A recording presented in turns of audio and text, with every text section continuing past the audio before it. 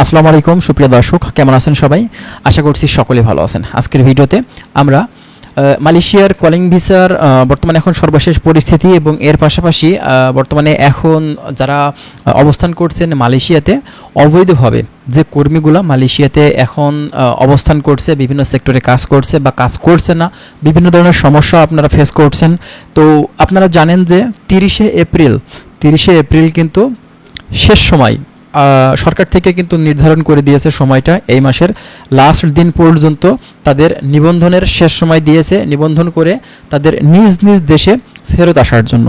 এর ভিতরে দেখা গেছে অনেক প্রবাসী ভাই কিন্তু বাংলাদেশে তারা ফেরত আসছে এবং অনেক প্রবাসী ভাই এখন পর্যন্ত তারা নিবন্ধন না করেই কিন্তু অবৈধভাবে সেখানে অবস্থান করছে, যে যা হয় হবে, কপালে যা আছে। কিন্তু আরেকটা সংবাদ সেটা আমরা পেয়েছি যে আপনার এই 30শে এপ্রিলের পরে হয়তোবা নতুন সিদ্ধান্ত হতেও পারে অবৈধ কর্মীদের বৈধকরণ করার। কিন্তু বর্তমানে সরকার যে লাস্ট আপনার 30 তারিখ পর্যন্ত সময় দিয়েছে, এর ভিতরে অবশ্যই কিন্তু নিবন্ধন করে তারা কিন্তু যার নিজ নিজ দেশ সেখানে কিন্তু ফেরত যেতে বলা হয়েছে। এখন কথা হলো এখানে আসলে বৈধতা দিবে কিনা এখন পর্যন্ত বলা যাচ্ছে না। এবং এরই পাশাপাশি আপনারা জানেন যে নতুন করে কলিং ভিসাতে কিন্তু কর্মী নেওয়া শুরু হবে 30শে এপ্রিলের পরে। আপনার মেডিকেলটা কবে নাগাদ স্টার্ট হবে সেই বিষয়ে হয়তোবা নতুন সিদ্ধান্ত আসতে পারে, এটা আপনাদেরকে অবশ্যই আমরা কিন্তু জানিয়ে দেবো। আর চলুন বিস্তারিত এই ভিডিওতে আপনাদের একটা নিউজ দেখাই, যেটা দেখলে আপনারা কিন্তু আরও গুরুত্বপূর্ণ কিছু তথ্য এখান থেকে আরও পেয়ে যাবেন। মালয়েশিয়ায় অবৈধ কর্মীদের জন্য সাধারণ ক্ষমার মেয়াদ শেষ হচ্ছে 30শে এপ্রিল। মালয়েশিয়ার ইমিগ্রেশন বিভাগের তথ্য অনুযায়ী গত বছরের 19শে মে শুরু হওয়া এই কর্মসূচিতে এখন পর্যন্ত নিবন্ধন করেছেন 2,28,961 জন বিদেশি। এর মধ্যে 2,04,523 জন ইতিমধ্যে নিজ নিজ দেশে ফিরে গেছেন।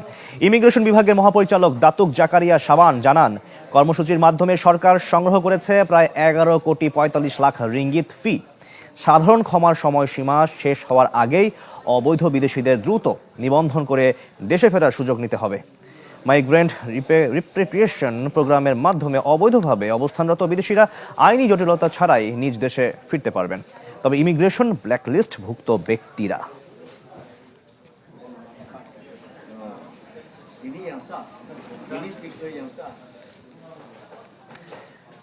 দর্শক, এই বিষয়ে আমরা আরো খবর জানবো। মালয়েশিয়া থেকে যুক্ত হয়েছেন আমাদের সহকর্মী ওয়াহিদ সোহান। সোহান, আর কি খবর জানাবেন আমাদেরকে, বিস্তারিত একটু বলবেন?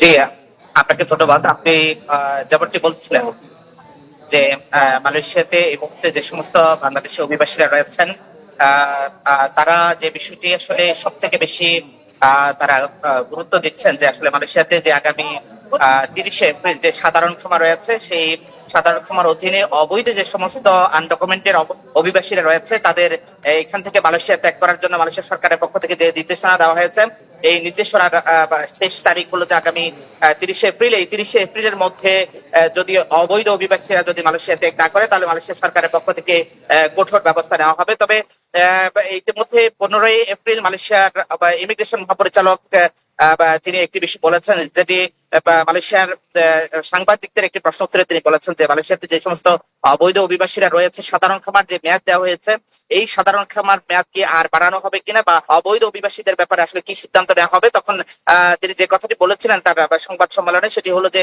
আসলে এই অবৈধ অভিবাসীদের বিষয় এবং যে সাধারণ ক্ষমার হলো যে নতুন করে কোনো মেয়াদ বাড়ানো হবে কিনা, এই বিষয়ে মালয়েশিয়ার যে স্বরাষ্ট্র মন্ত্রণালয়ের মন্ত্রী রয়েছেন দাতুশ্রী সাইফুদ্দিন নাসির ইসমাইল, তিনি এই বিষয়ে সিদ্ধান্ত নেবেন এবং তিনি এই বিষয়ে একটি দিক নির্দেশনা দিবেন। সেই নির্দেশনার অপেক্ষায় মালয়েশিয়া ইমিগ্রেশন রয়েছে। তবে আপনাকে বলে রাখি যে আসলে আগামী 30শে এপ্রিলের যে সময়সীমা মালয়েশিয়া ইমিগ্রেশন বা প্রশাসনের পক্ষ থেকে নির্ধারণ করে দেওয়া হয়েছে, এই নির্ধারিত সময়ের মধ্যে যদি অবৈধ অভিবাসীরা না যায়, কিন্তু তাদেরকে কঠোর আইনের আওতায় নিয়ে আসার জন্য যে হুমকি দেওয়া হচ্ছে বা বলা হচ্ছে।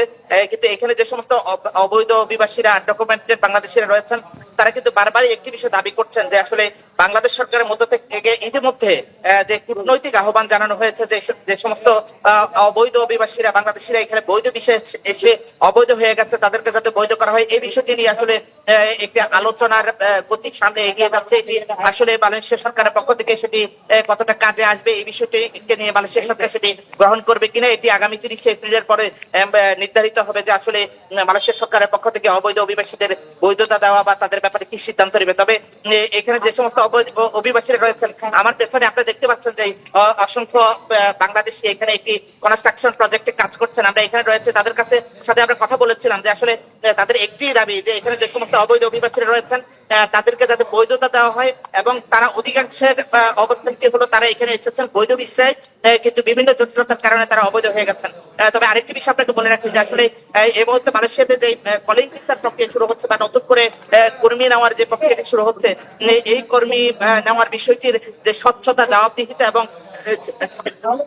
যে সমস্ত কর্মীরা মালয়েশিয়াতে কাজ করতে আসবেন তারা যাতে তাদের নির্দিষ্ট কোম্পানিতে কাজ পান এবং কোনো প্রকার অবৈধ দালাল বা কারো মাধ্যমে যাতে প্রতারিত না হন, এই বিষয়টির প্রতি কিন্তু তারা মালয়েশিয়াতে থাকা যে সমস্ত বাংলাদেশিরা রয়েছেন তারা কিন্তু বারবারই সতর্ক করছেন। তারা বলছেন যে আসলে কলিং ভিসা শুরু হলেও এখানে যাতে যে সমস্ত কর্মীরা অবৈধ রয়েছে তাদের বৈধতা দেওয়ার বিষয়ে সরকার যাতে তাদের আলোচনা চালিয়ে যায়। এবং এখানে আরেকটি বিষয় তারা বলছেন, সেটি হলো যে আসলে এখানে কলিং ভিসা যারা নতুন করে আসবেন তারা যাতে সতর্কতার সাথে আসেন, কারণ এখানে অসংখ্য কোম্পানি রয়েছে, নাম সর্বস্ব কোম্পানি বা যেগুলো ইতিমধ্যে দালাল বা বিভিন্ন চক্রের মাধ্যমে প্রতারিত হয়েছেন অসংখ্য অভিবাসীরা।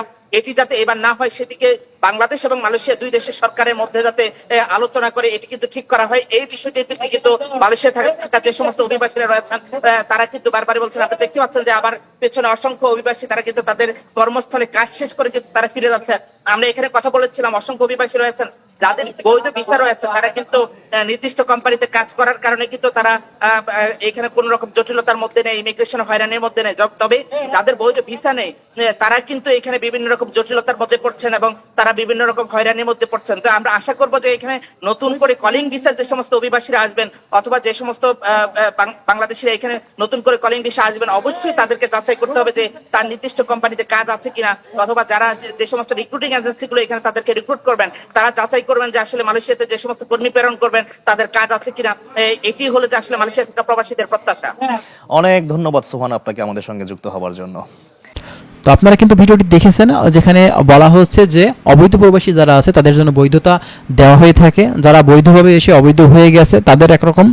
আর দ্বিতীয় কথা হচ্ছে শেষ সিদ্ধান্তটা হয়তো বা আপনার 30 এপ্রিলের পর আবার আসতে পারে, সেটা দেখার বিষয়। আমরা অবশ্যই আপনাদেরকে সে বিষয়ে কিন্তু ভিডিও দিব বা আপনাদের বিস্তারিত তথ্য বা আপডেটগুলো আমরা দেওয়ার চেষ্টা করব। তার জন্য অবশ্যই আমাদের চ্যানেলের সঙ্গেই থাকবেন। ভালো থাকবেন, আল্লাহ হাফেজ।